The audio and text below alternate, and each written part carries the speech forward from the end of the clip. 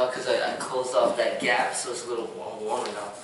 Alright. Because that gap coming through on that wind. Someone lining out the door, literally.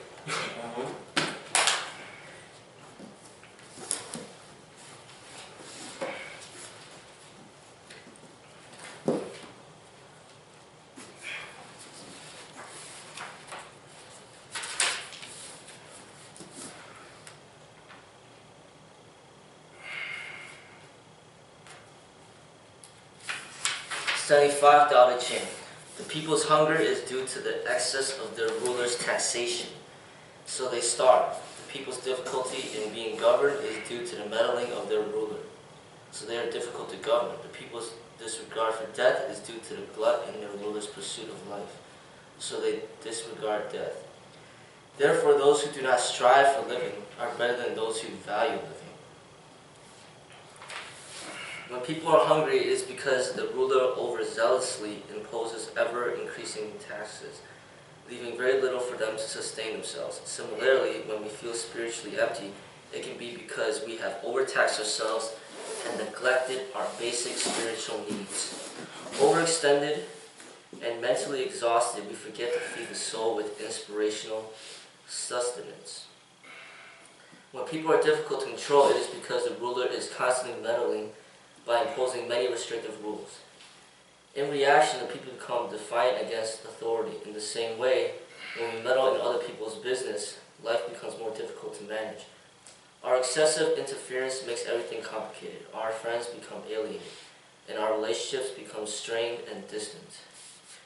When people disregard death, it is because the ruler pursues an extravagant lifestyle, indulging in ever more luxuries while people suffer hardship.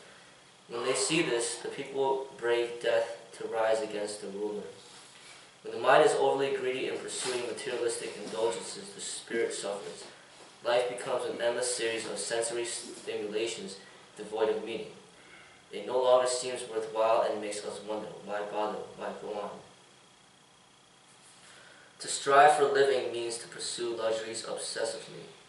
A wise ruler does not do this. Under such a ruler, the people do not starve, their basic needs are met, they are not difficult to govern, they gladly follow leadership, and they have no reckless disregard for death. Their lives are worth living. As the emperor of your own life, you have a responsibility to be a wise ruler. That means paying attention to your spiritual needs and simplifying your life. If you have a tendency to meddle, you need to let go. Spend some time cherishing life instead. It is too amazing a gift to be wasted in other people's business. Reflection. I watched this documentary last week called basically Happiness, and it's this small country like really close to China. It's supposed to be like the happiest country in the world because their government doesn't focus on the luxuries. It just makes sure that everyone or every citizen has exactly what they need and they're healthy, and like that's how their society is. Even all the houses are exactly the same because they don't want anyone to be like arrogant or place too much value on like material things or luxuries. Like even the emperor's house is literally like everyone else's. Really? Yeah. Oh, wow. It's a small country. Like they probably couldn't even defend themselves against anyone. But it's just the point that how they live and their culture is collective, and everyone cares for each other's health, well-being, food, and everything is split evenly across all sectors. And I thought that's pretty dope, as opposed to what we just read, how greed and all that extra stuff can really ruin life and waste it.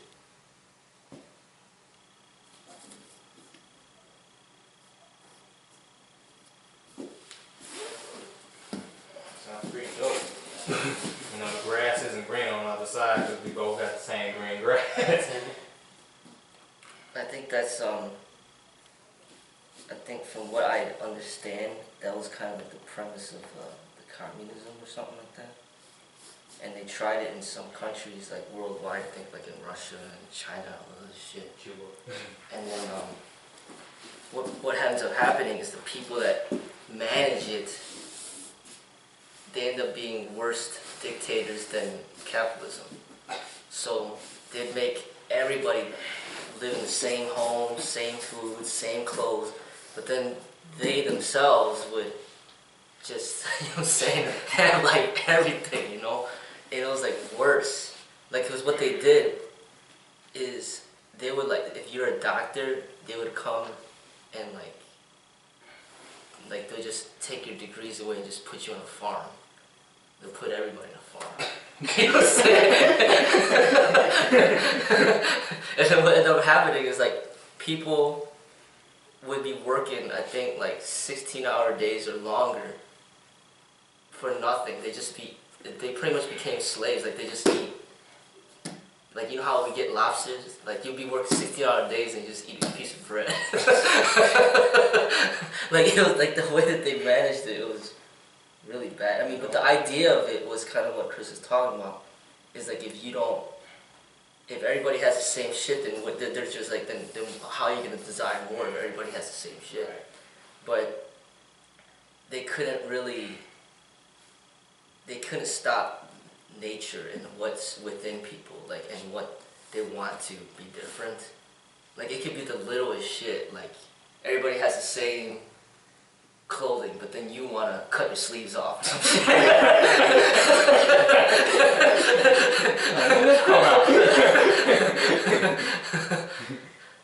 Or like everybody has a bandana, like a handkerchief, but then you want to put it on your head like Tupac. It's like this inner drive to just be different. Like they couldn't stop that, you know. And I think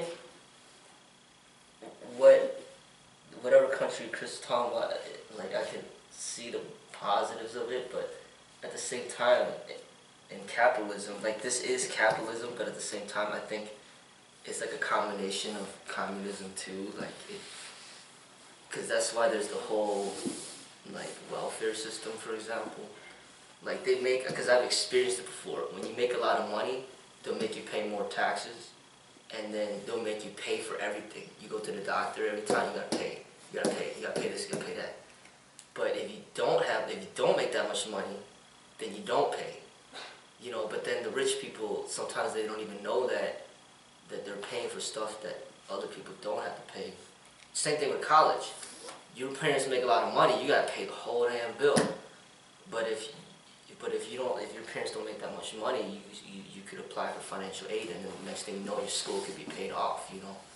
So it's almost like, it's kind of like merging both ways together to try to find happiness for the rich people and the poor people. And I used to kind of rebel against capitalism, but now that I see how things are going, I don't rebel against it. I think it works. You know, like the rich people, they're gonna buy the brand new Benz and shit like that, like off the lot. And the people that don't got the money just buy used. You know? And they still enjoy it, but they just got it used. It's got a few thousand miles on it, but still they get to enjoy it too, you know. And it's just kind of like, that's just how it is. I mean, you don't need to get the new iPhone as soon as it comes out. The rich people can get it as soon as it comes out. You just wait like a year or whatever, now you get the same damn thing, you just wait a little longer. Not a big deal, you know. So I think you could find, I think America's way beyond just supplying people's basic necessities. I mean, I think this country is just so advanced that we don't need to just focus on basic necessities. They're trying to get everybody an iPhone, like everybody. You know, everybody, you know, get everybody access to the internet. They ain't gonna sell it to you on mail. You know, like even right now on the street, they be giving away free cell phones. Be like, hey, you know, get free phones. They're trying to get everybody access to the internet. Like, you don't need internet to survive, but they're saying, hey, you know, let's have everybody access to the internet. Libraries are free. You go to the library, you can read whatever the hell you want. You can use the internet. I mean, you go to the grocery store, it's like filled up with food everywhere. You know what I'm saying? Like, they're giving everybody what they need. So then now people are like, all right, we got food. Just like here in Howard Street, people got food, but what they want other stuff. They want rims and shit. You know, they want nice cars. I mean, people at Howard Street, they're not looking for food. They want luxuries. So America's like that, where it's like, all right, after all the basic necessities are met, now what? Okay, let's get the new Xbox game. You know what I'm saying? So we're just kind of living it here. Other countries don't have that luxury. I mean, they're really fighting for food, starving. They want like rice and shit, you know. But we don't have that problem here. Man, add something to that. You know, like you said with luxuries, it's like, hey, going on an island or buying an island ain't balling enough. It's like now we gotta like go to Mars. Go on vacation in space. Mars is just a gas station. Right. We're really trying to go to Pluto, but I mean, you see how much stuff we got, man. Like Salvation Army, people donating clothes, and I mean, I'm sure we all got clothes to donate. We got all this stuff to donate. We got too much shit, you know. So it's like we live in excess. So then it's like we just have to open our eyes and realize that, hey, you know, we don't really need any more than what we have. We just enjoy life, you know. I think America is missing out on contentment. Yeah, that's what they're missing out on for sure. You know, what's that mean? well, content with what you have. No, I know what it means. You know, although you're trying to live the American dream, we're still trying to get to that wealthy mansion, you know, but to be okay with where I'm at, what I'm doing, you know, as long as I get the basic necessities. Yes. You know, so far as the gas on, my food in the freezer and the refrigerator, and I got a bus pass, and I'm okay. Yeah. You know, I haven't driven a car since 2002. Yeah. Although we have the luxury of a car, I don't want to deal with the ups and downs. Although I bought, as I mentioned to you, I bought an engine, bought a thermostat, bought everything to keep the car running for her. But I don't want to drive it. Yeah. You know, but the contentment is what I'm learning at my age, and that's what we need to get back to. Just the enjoyment of the experience. You know, I mean, I'm still learning. You know, even at almost 60, I'm still learning just the enjoyment of living the experience. You know, but yeah, I still want that $1 million and that $1 million wad in the bank to be able to, anytime I want to, buy the lobster, buy the filet mignon, you know, to be obnoxious and self-centered, and of which I still have that net for. But when it comes down to it, I think someone said, you know, though you can have all the wealth in the world, the ability to help somebody else is the best joy that you can have, you know, when it comes down to it. But I want to be arrogant. I want to be obnoxious. I want to be belligerent. But then again, you might run up against yourself too in living. And that's the harsh reality of it. Yeah, just having the basic necessities is basically all we need.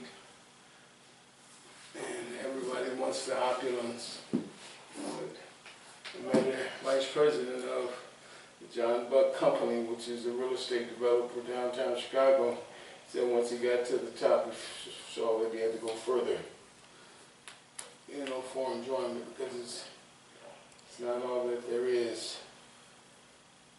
But you know, I'm looking forward this year to getting further into Buddhism to understand,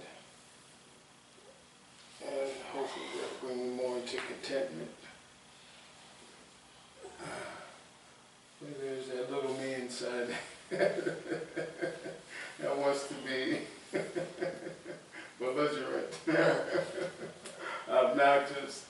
And I want what I want right now, but it ain't happening.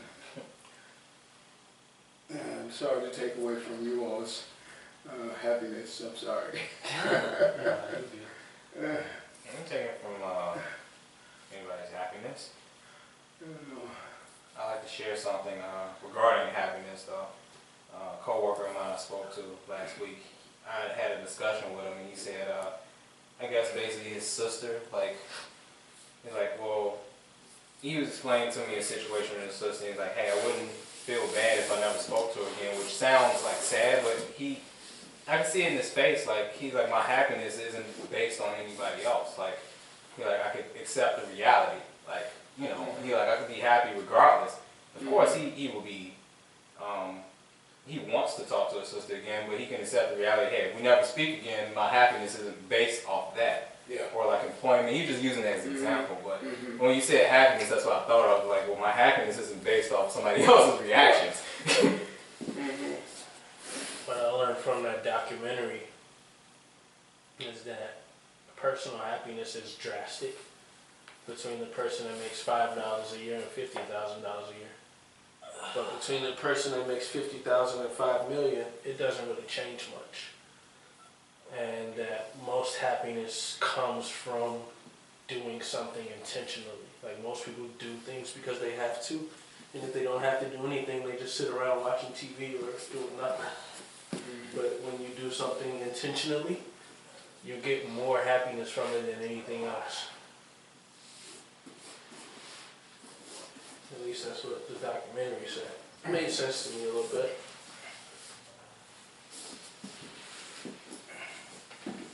I mean, I could see that. I mean, you need to have your necessities met, because, I mean, Abraham Maslow had like this whole chart talking about like the progression from basic needs all the way up to like a superhuman being who experiences the most happiness and bliss. The bottom of the list is obviously like your basic needs. Like, you can't really even care about love if you're starving, you know? You know what I'm saying? So, Right. you know, you need to have those met, your basic needs, your physical needs and all that. But once you have all that met, and this is what America's lacking, America has the material wealth, like up the yin yang, but they lack love, you know. America doesn't understand love, and people, that's essentially what brings the ultimate happiness, is when you have love and then you can transform that to compassion. But that takes like a spiritual growth, you know, and that comes after the basic needs. And I can see that. So if you're making $5 a year, that's not enough to satisfy your basic needs, so you're going to be very unhappy. If you're making $50,000 a year, that's more than enough to satisfy your basic needs, and if that's not, then there's something wrong with you. Because 50 grand is a good amount of money, you know. You know, so, shit. but 50 grand compared to 5 million, you don't need 5 million, but 5 million still isn't going to get you that love. Love is just something where it's not even about the money thing. So I can understand that aspect, you know. So then the spiritual part is what needs to be developed. It could just be self-love, like what Brandon was talking, or Shen was talking about. So, like, you don't need to depend on other people for happiness, but you see it within, you know, you find it within yourself, and that's the self-love.